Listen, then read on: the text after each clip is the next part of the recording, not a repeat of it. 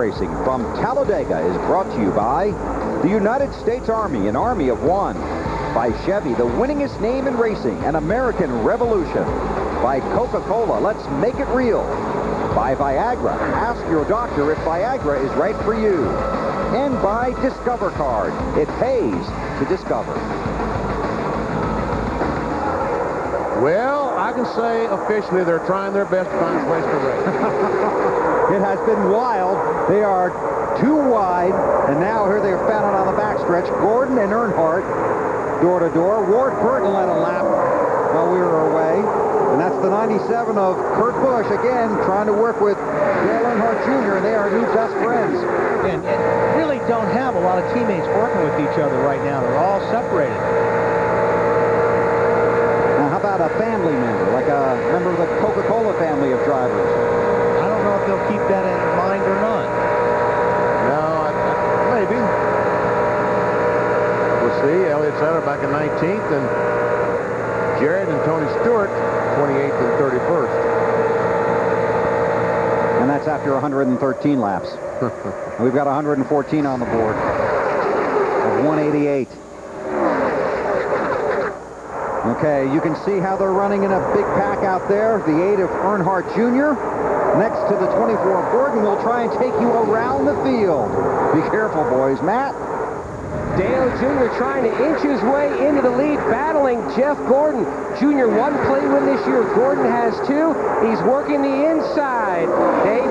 Member of the 24 team not here this week. John Smelser, the engine tuner. His twin brother Robert killed this week in a racing accident in California. And they almost have one right there, guys. Extra motivation for the 24 to win today. Wow, it's getting intense up front. Kurt Busch just trying to survive all that in the 3rd position, at least for right now. They have made 1 chassis change to that car all day long. They took 4 tires on the last stop, which may set them up for 2 on the next stop. Excellent day so far for Kurt. Dave? Marty, Ward Burton up front in a car that didn't see action until this weekend. Testing here on Friday, basically, during qualifying, and then Saturday. Very pleased with it so far. Few changes on the 0 car. 22 of Scott Wimmer, 2 tires on the last stop. No changes to the chassis. Tough rookie year, but remember, he finished at Daytona 3rd on the opening race of the year. 29 car of Kevin Harvick on the last stop. No changes to his car. 4 tires, and again, hitting his marks on pit lane. Marty? Dave, what an excellent run for Mike Wallace, sticking it in the middle and passing Ward Burton, leaving him out to dry. Now Mike in the 09 car, recovering from the spin he had earlier on. He's a great drafter, showing why right now. Matt? Pole sitter Joe Nemechek, one of the Hendrick engine cars in the race, having an awesome day, running in position. Very quiet on the radio. Meanwhile, Jeff Burton trying to get the 30 car to victory lane for the first time. He's up to 9th. No changes all day, Dave, on that 30 car. 40 car of Sterling Marlin, former winner here at Talladega. Great on the restrictor plate tracks. Running up front all day. And the last stop, no changes to his chassis, 4 tires. 10 car of Scott Riggs on the last stop. 2 right side tires for him. Again running up front after fading back earlier with a tight race car. They have it fixed. Matt? And Jimmy Johnson, who was leading earlier in the day, has faded back. He's running in the 11th position, trying to make a run with Kenny Wallace in the 1 car. Kenny having a very nice run today. Very quiet on the radio. His DEI teammate, Michael Waltrip, is running in the 13th position. He, too, is quiet. 2 tires, like Dale Jr. on that last stop.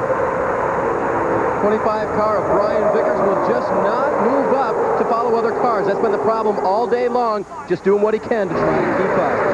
The 6 car of Mark Martin in the chase for the Nextel Cup. Track position was important on the last stop. They took on 2 tires for that. He did say the car's a little bit loose. He wants some air out of that right rear tire next time he comes down pit lane. Marty? Dave, believe it or not, this is Carl Edwards' first ever restrictor plate race in the 13th. In that white car, making a dive to the middle lane right now. Little loose in after flying back and forth California to Talladega. Getting intense, Matty. It sure is, Marty. And Casey came in the 9 car, just dropped back to 23rd. He's had a very impressive run today. But the biggest thing about today, Tommy Baldwin told me, for Casey, is just to learn. Learn the nuances of the draft, Dave. Kerry Earnhardt came here earlier this year, running again at Talladega, pitted on lap 94, took on 2 right side tires, no changes to the chassis for Kerry. 2-car of Rusty Wallace on the last stop, another 2-tire situation, right sides to the Blue Deuce. He pitted on lap 95. No changes to the chassis, the car handling well for Rusty Wallace. Bill, what's it look like from up there? I've got my eyes closed, Dave. Sometimes I'm afraid to watch. Great job down there, you guys, and boy, they have really started to turn up the intensity a few notches here. Yeah, they're not, their patience has been thrown out the window about 25 laps ago, so these guys are all trying to get to the front.